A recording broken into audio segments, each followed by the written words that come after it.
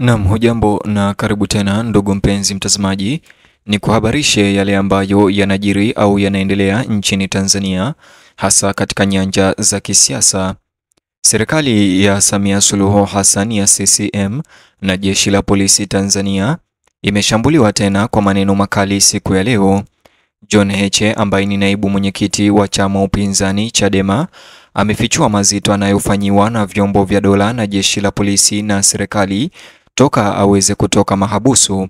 Bonyeza alama ya like kisha bonyeza neno subscribe na alama ya kengele chini ya video hii kabla nikutaarifu ripoti hizi kwa kina na kwa undani zaidi. Hali ya kisiasa nchini Tanzania leo kwa mara nyingine imetikisika baada ya naibu mwenyekiti wa chama cha Chadema upinzani John Heche kuzishutumu hadharani mamlaka za nchi na serikali kwa kumnyima pasipoti yake ya kusafiria isivyo halali. Kwa mujibu wa John Heche, polisi wameendelea kushikilia hati hiyo ya kusafiria kwa muda mrefu licha maombi mengi ya kutaka iachiliwe au apatiwe. Amedai kuwa ucheleweshwaji huo hauna msingi wa kisheria na anadai ni jaribio la kimakusudi la kuhujumu haki zake kama raia. Alieleza kuwa kuzuiliwa kwa hati yake ama pasipoti yake ya kusafiria kumemfanya ashindwe kusafiri nje ya nchi ya Tanzania kutafuta matibabu, jambo ambalo alilitaja kuwa ni hitaji la dharura la kibinafsi.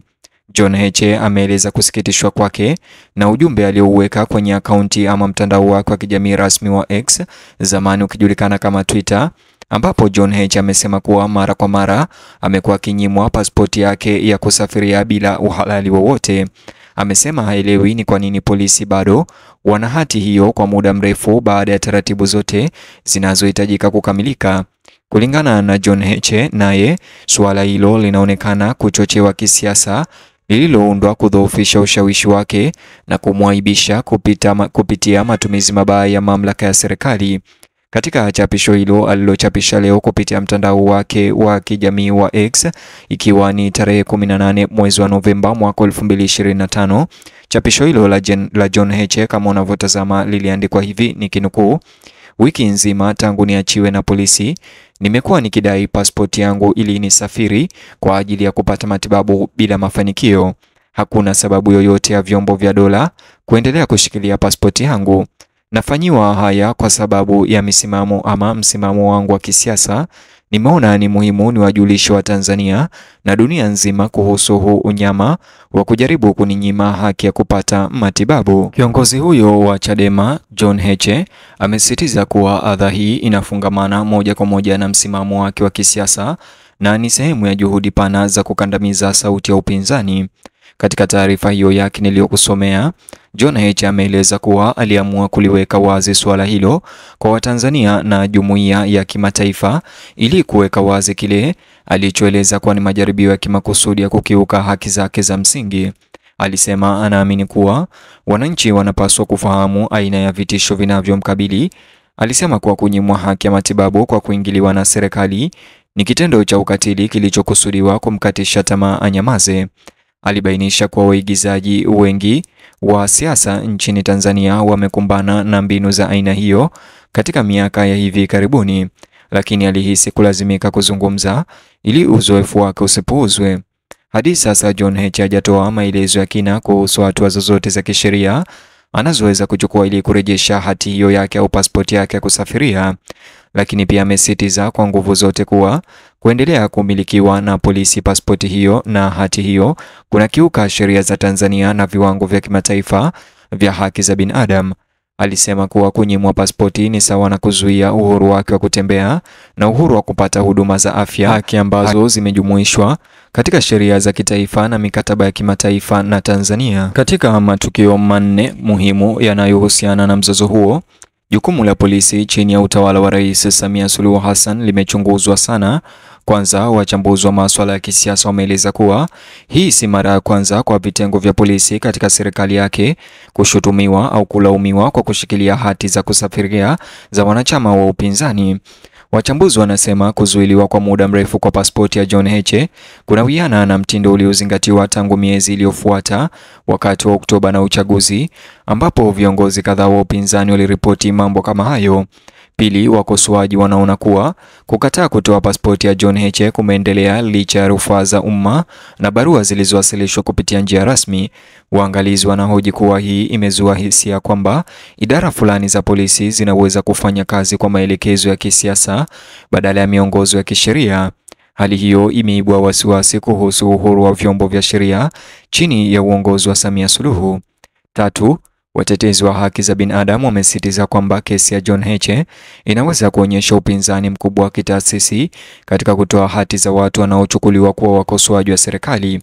Wanasema kukataa huku kunalingana na kesi nyingine zilizoripotiwa hapo awali ambapo wanaharakati, waandishi wa habari na viongozi wa upinzani wamelalamika kucheleweshwa kwa kurejeshwa vitu kama hivyo ambavyo vilishikiliwa na polisi. Nne, baadhi ya wanachama waandamizi wa Chadema wamesema kuwa suala la hati ya kusafiria linaonyesha mwelekeo mpana wa shinikizo la kisiasa linaloongezeka chini ya serikali ya Samia Suluhu.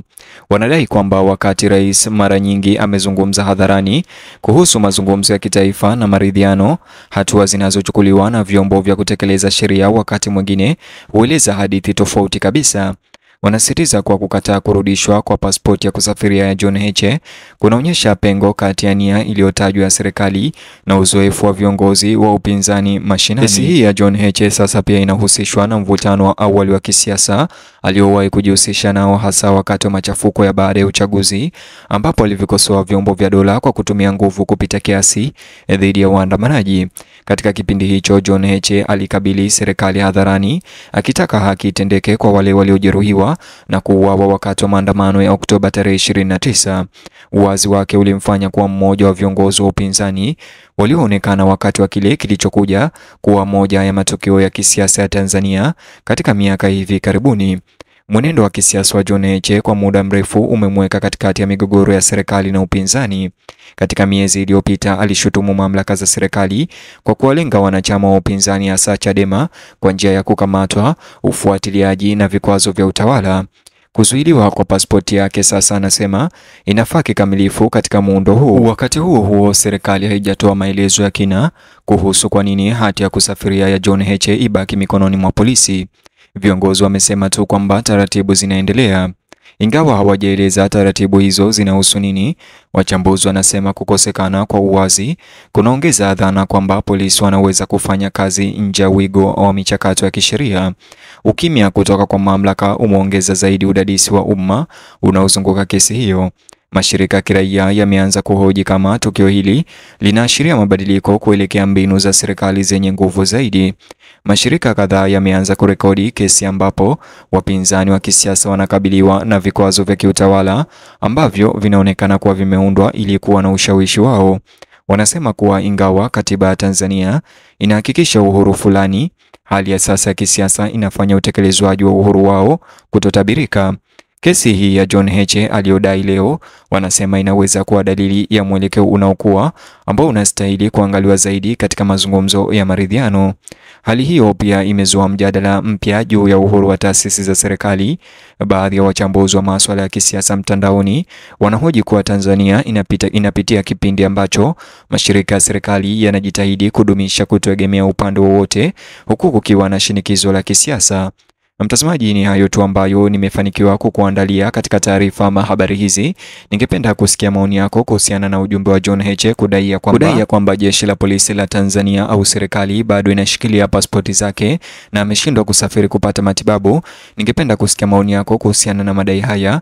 Vile like video hii kisha subscribe na ubonyeze alama ya kengele, alafu gusa kiboksi hicho kwenye screen yako kitakuelekeza katika taarifa zetu zaidi.